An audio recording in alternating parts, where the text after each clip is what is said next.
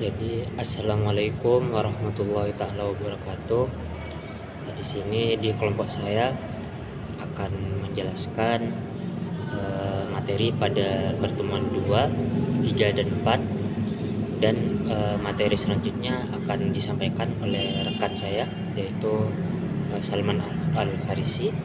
Di sini nama saya Muhammad Salman dari kelas Teknologi Informasi dan semester 8. Pertama-tama saya akan menjelaskan dari pertemuan 2 dulu, yaitu konsep bahasa Indonesia. Eh, Bahasa Indonesia punya peran penting sebagai alat komunikasi. Fungsinya bukan cuma sebagai bahasa nasional dan bahasa negara, tetapi bahasa Indonesia juga sebagai bahasa ilmu pengetahuan dalam kehidupan akademik yang kita pakai bahasa Indonesia untuk contohnya menulis makalah, menulis laporan, menulis skripsi. Ragam bahasa, ada yang lisan dan juga tulisan, ada yang formal dan juga informal atau tidak formal, serta ragam ilmiah yang cirinya baku, ada yang logis, sistematis, dan ada juga yang objektif. Supaya tulisan kita benar, kita harus patuh pada ejaan bahasa Indonesia, memilih diksi yang tepat, bikin kalimat yang efektif atau tidak berbelit-belit, dan menyusun paragraf dengan ide pokok yang jelas. Semua ini bikin komunikasi kita bisa jadi lebih baik, terstruktur, dan tentunya mudah dipahami. Pertemuan selanjutnya yaitu pertemuan 3 adalah tentang karya ilmiah. Pertama-tama dulu, karya ilmiah itu adalah raporan tertulis yang memaparkan hasil penelitian dengan kaidah dan etika keilmuan. Bedanya dengan tulisan biasa itu, kalau karya ilmiah biasanya harus bisa dipertanggungjawabkan secara logis dan ciri-cirinya itu objektif, tidak ambigu, maksudnya jelas ya. Menggunakan bahasanya baku, tidak boleh menggunakan yang tidak baku ya, seperti contohnya enggak atau lo, nah itu tidak baku ya contohnya. Dan istilahnya keilmuan semua. Jenisnya atau macam-macam dari karya ilmiah itu, nomor 1 adalah artikel ilmiah. Yang kedua, di mahasiswa ada yang namanya skripsi, ada yang namanya tesis, disertasi, sampai biasanya kalau mahasiswa itu kalau tugas namanya makalah. Fungsinya juga banyak. Yang pertama itu melatih kita berpikir kritis ya. Terus jadi sarana pengembangan ilmu pengetahuan, bisa jadi alat komunikasi antar ilmuwan ya. Jadi karya ilmiah itu bukan sekedar tugas kuliah, tapi juga bisa berkontribusi nyata di dalam dunia akademik. Nah, next, yang pertemuan keempat yaitu tentang publikasi karya tulis ilmiah. Publikasi itu adalah tahap akhir ya, tahap akhir yang menentukan nilai sebuah karya ilmiah. Kalau penelitian tidak dipublikasikan, artinya tidak dipost lah kalau bahasa gaulnya ya, sama saja itu dianggap tidak pernah ada, maksudnya tidak pernah dilakukan ya. Publikasi ilmiah ini bisa membuat kita dikenal, karya kita dikenal, diakui, dan insya Allah selain itu publikasi juga membuka ruang diskusi, evaluasi kritis, maksudnya berpikir ya, dan juga pengembangan ilmu pengetahuan. Tapi ada etika yang harus dijaga ya, yaitu kejujuran, bebas dari plagiarisme atau duplikasi ya, menghormati hak cipta, maksudnya pakai citasi atau referensi yang ada, juga memastikan karya kita absah, maksudnya sah secara andal ya, Untuk itu pemeriksaan plagiasi dengan alat biasanya AI ada ya juga ya. Ada namanya Turnitin. Turnitin. Jadinya penting, biasanya akan muncul plagiarisme yang ada.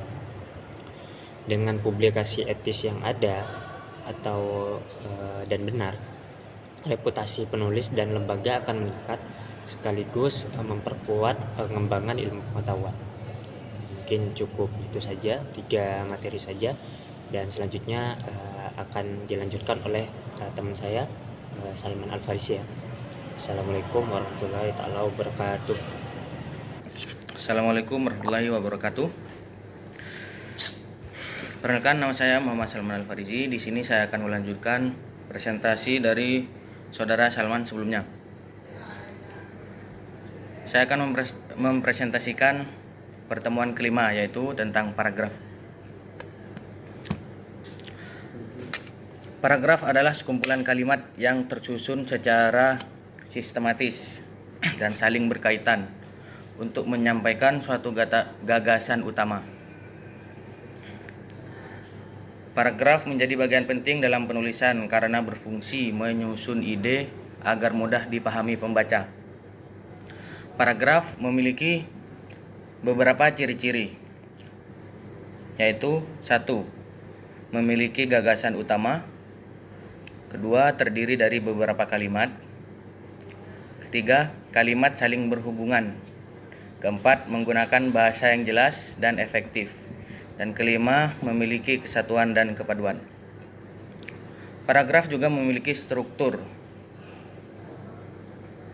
yang terdiri dari kalimat utama berisi gagasan utama paragraf, kalimat penjelas yang mendukung dan menjelaskan kalimat utama, dan yang terakhir kalimat penutup yang mana menegaskan kembali isi paragraf tersebut.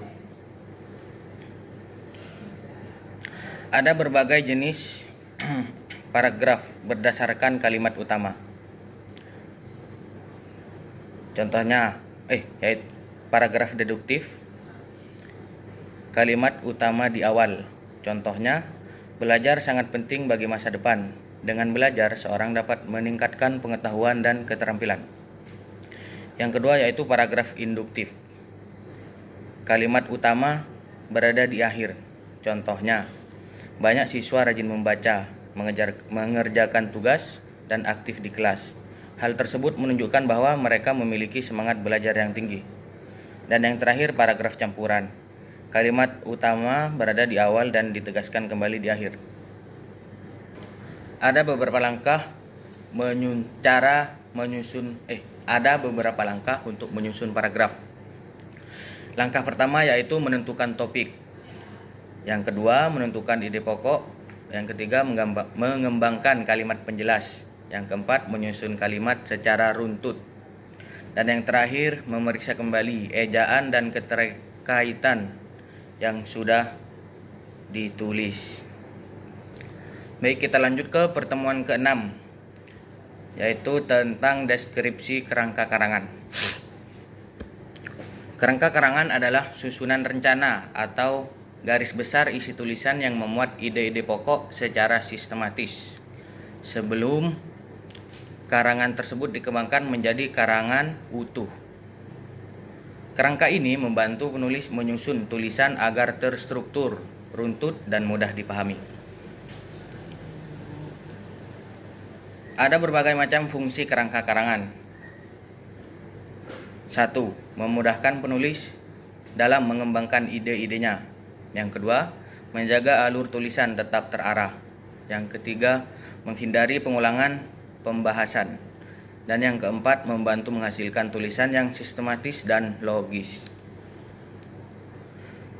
Manfaat kerangka karangan adalah tulisan menjadi lebih rapi dan terorganisir, mempercepat proses penulisan, mengurangi kesalahan dan penyusunan ide-ide, dan memudahkan pembaca memahami isi karangan tersebut.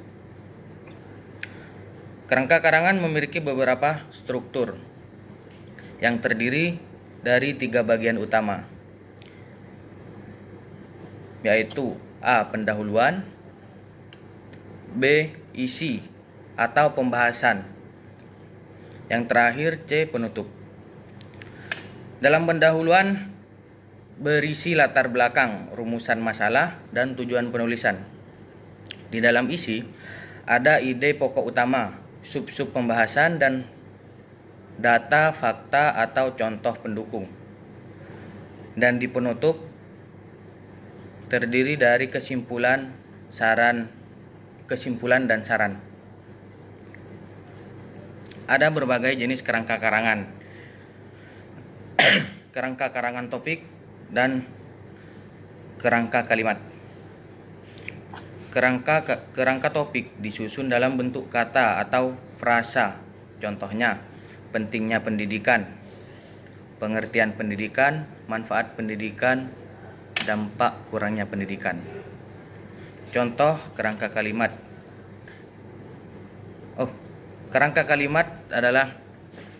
Kerangka kalimat disusun dalam bentuk kalimat lengkap. Contohnya, pendidikan sangat penting dalam kehidupan manusia. Pendidikan dapat meningkatkan kualitas sumber daya manusia. Setelah itu kita akan beralih ke pertemuan ke-7 yang membahas tentang bahasa dalam dunia akademik dan profesi. Bahasa dalam dunia akademik dan profesi adalah penggunaan bahasa yang sesuai dengan kaidah, norma, dan etika dalam lingkungan pendidikan tinggi maupun dunia kerja. Bahasa ini menuntut kejelasan, ketepatan, serta formalitas dalam penyampaian informasi. Fungsi bahasa dalam dunia akademik dan profesi. Bahasa dapat menyampaikan informasi secara jelas dan sistematis, mendukung kegiatan ilmiah, penelitian, laporan, dan publikasi, contohnya. Bahasa juga membangun komunikasi profesional dan menunjukkan kredibilitas dan kompetensi. Ciri-ciri bahasa akademik. Formal, menggunakan bahasa baku. Objektif, berdasarkan fakta, bukan opini pribadi. Dan logis, tersusun secara runtut dan masuk akal. Juga sistematis, mengikuti struktur tertentu.